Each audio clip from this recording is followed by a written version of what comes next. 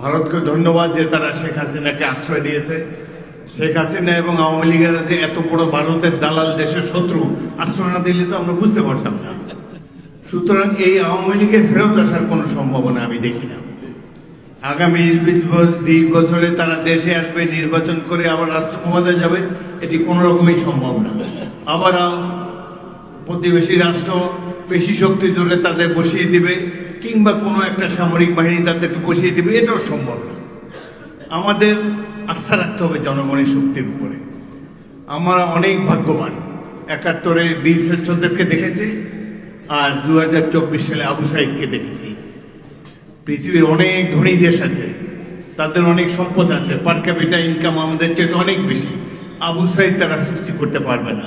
যে নিরস্ত্র ব্যক্তি বুলেটের সামনে বুক পেতে দেয় দুহাত প্রসারিত করে, এই জাতিকে কে পরাজিত করবে?